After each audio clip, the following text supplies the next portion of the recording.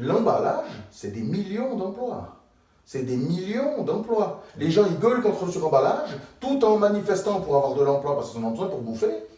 Seulement, l'emballage, c'est de l'industrie qui extrait du pétrole, c'est de l'industrie chimique qui fabrique du plastique, c'est de l'industrie qui lamine ce plastique pour en faire des feuilles, machin, c'est de l'industrie qui fabrique de l'encre, c'est de l'industrie qui imprime ce plastique, c'est de l'industrie qui découpe ce plastique, c'est de l'industrie qui emballe les légumes, et tout ça c'est transporté par des camions, donc c'est des chauffeurs de camions, c'est des centres logistiques qui gèrent tout ça, c'est des millions d'emplois, des millions. Rien que l'emballage des aliments, juste des aliments, juste les fameuses barquettes, les machins, c'est au moins 4 millions d'emplois en Europe. Donc ça veut dire que si on met fin à l'emballage, on résout un gros problème écologique, sans forcément compromettre la croissance, je vais expliquer après pourquoi, mais alors on crée une perte d'emploi. On a là la preuve que le problème de l'écologie, c'est pas la croissance, mais l'emploi.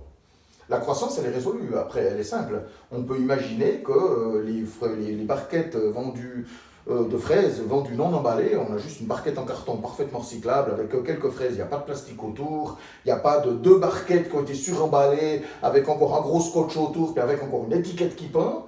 Tout ça, c'est tout du travail, c'est juste du travail en fait. Eh bien, on vend que la barquette, c'est pareil, voilà. Donc on a réduit 65% des emplois, mais on vend la barquette au même prix que si elle avait été suremballée. Donc on facture quand même l'emballage quelque part. Quand on achète une barquette de fraises 4,50 €, les fraises elles sont payées 65 centimes au producteur. Il y a 1,50 € qui partent pour les centres logistiques, les salaires des vendeurs, les machins, le reste c'est de l'emballage. Hein.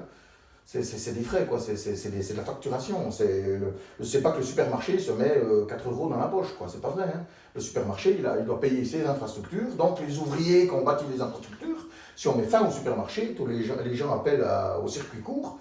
Les circuits courts, c'est la fin de millions d'emplois. Le circuit court, c'est le producteur qui se met dans la poche les salaires de ceux qui vendraient le produit si on n'était pas dans le circuit court.